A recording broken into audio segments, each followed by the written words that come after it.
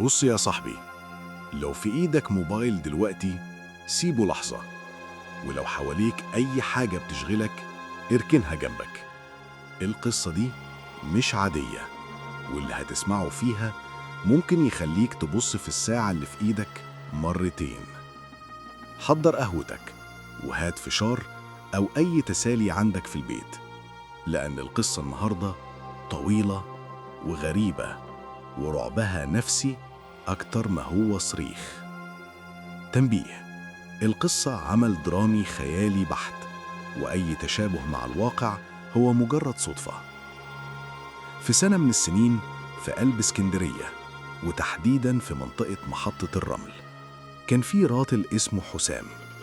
حسام كان عنده 38 سنة، موظف عادي بيعيش حياة هادية جداً، شغله، بيته، والقهوة اللي بيشربها كل يوم بعد الشغل.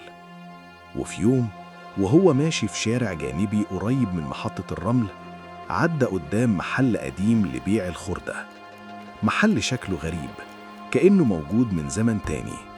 الحديد متراكم وساعات قديمة متعلقة على الحيطة، وهدوء غريب مسيطر على المكان. حسام ما كانش ناوي يدخل، بس عينه وقعت على ساعة يد قديمة، شكلها كلاسيك، لونها فضي وعقاربها بتتحرك ببطء كأنها بتتنفس.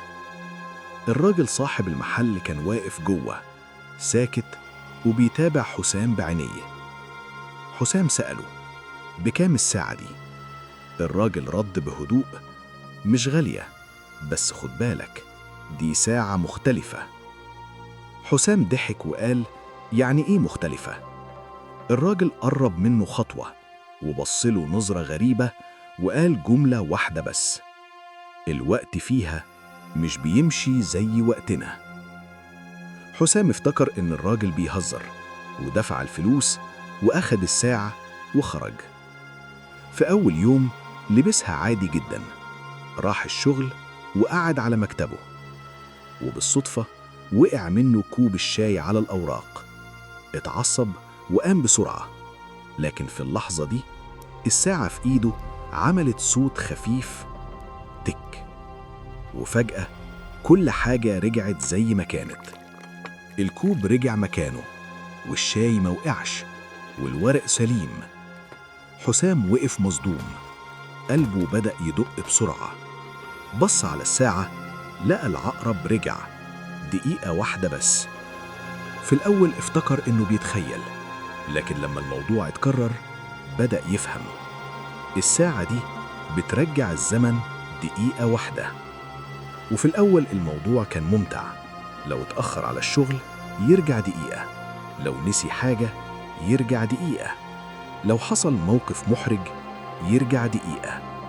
حس إنه بقى عنده قوة محدش غيره يملكها. لكن بعد فترة حصلت حاجة خلت كل ده يتحول لرعب. في يوم كان واقف في ميدان محطة الرمل، والدنيا زحمة جدا، عربيات، ناس، صوت ترام وضوضاء كبيرة.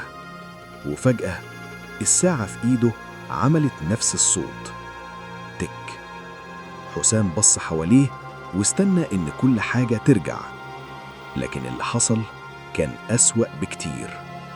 الدنيا رجعت فعلا، بس لما فتح عينه الشارع كان فاضي، مفيش عربيات، مفيش ناس، مفيش صوت، سكون غريب مرعب. حسام وقف في نص الميدان لوحده وبص على الساعة، لقى العقرب مش واقف، كان بيلف بسرعة. ساعتها بس فهم إنه مرجعش دقيقة، هو خرج من الزمن نفسه. ومن اللحظة دي بدأت الكوابيس. لكن السؤال الحقيقي بقى، هل حسام يقدر يرجع تاني، ولا الساعة خدته لمكان مفيش حد بيرجع منه؟ قولولي رأيكم في الكومنتات. لو حد فيكم لقى ساعة قديمة بالشكل ده، هتلبسوها ولا تسيبوها مكانها؟ واوعى تنسى، انت دلوقتي في عالم الإمبراطور.